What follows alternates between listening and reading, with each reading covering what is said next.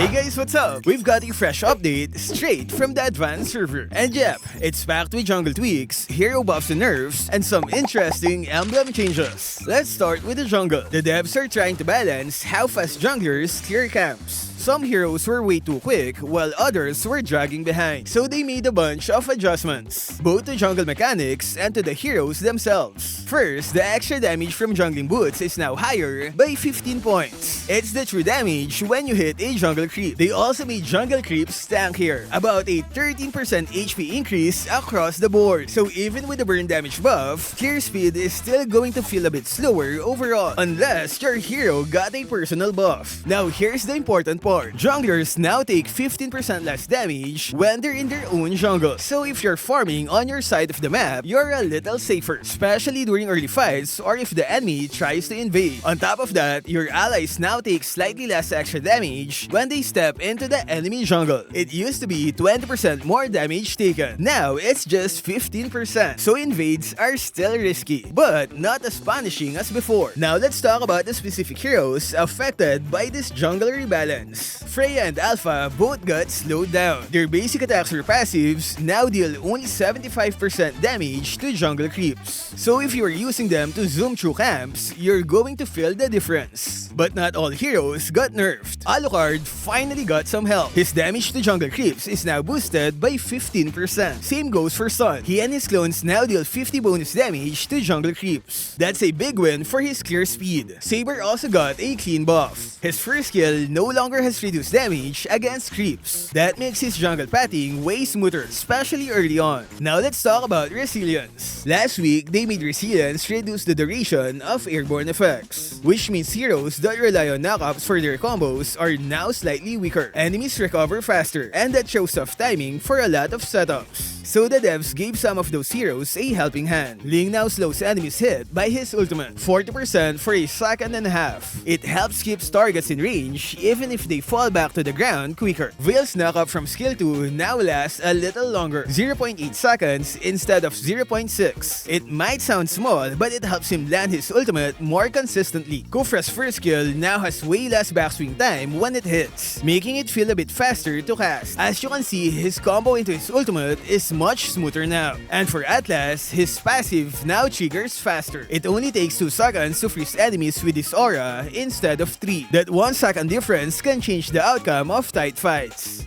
Now let's roll through the hero changes one by one. Zitian got a mid to late game damage boost. Her skill 1's third hit now scales better with magic power, and her skill 2 deals more damage as well. If you're building her full mage, you'll definitely notice the extra punch. Odette had some quality of life fixes. Now her skill 2 casts faster because of the adjustments on its foreswing and backswing. Plus her mana cost across all her skills have been reduced, making her more spammable and smoother overall. X.Borg's ultimate now spins 14 times instead of 7. The total damage remains the same though. Also, Freya supplies near him will now auto-absorb once the ult ends. This makes it more convenient in team fights.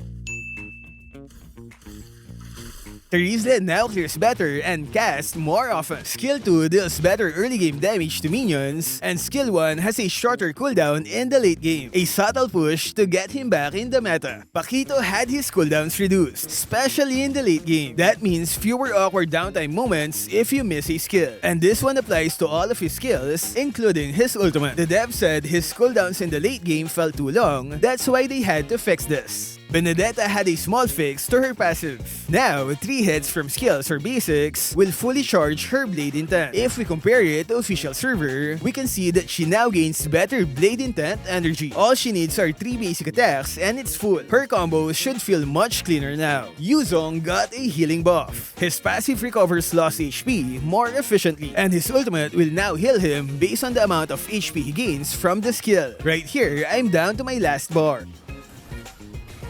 After using my ultimate, my HP increased because I got healed by the bonus HP. This should give him better survivability when escaping with his ultimate. Lucas got tuned down a bit. His resolve now builds slower, 0.5 per second instead of 1. His skill 2 also has a longer cooldown early on. But to balance things out, his ultimate now gives more resolve energy. So yeah, it'll be harder to collect the energy he needs to unleash his ultimate form.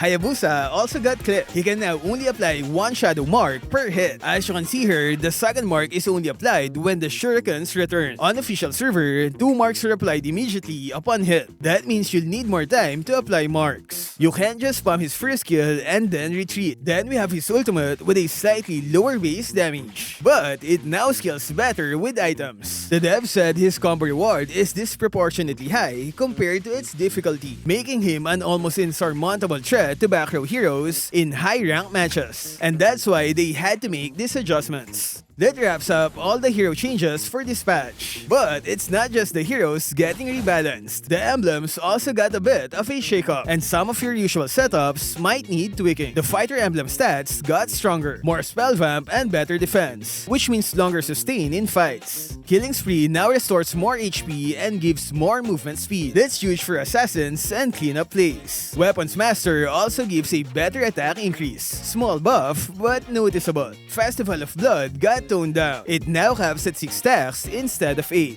On the nerf side, Wilderness Blessing, Bargain Hunter, Quantum Charge, and Fatal all got slightly weaker. So less movement speed, smaller discounts, longer cooldowns, and reduced crit scaling. If you relied on this for certain builds, you might need to make some changes. And that's the full breakdown of the Advanced Server patch. From jungle reworks to hero tuning and emblem reshuffles, this update is setting the stage for a more balanced game. But since it's Advanced Server, anything here might still change. So who do you think just got a glow up? And who's falling off? Let me know in the comments.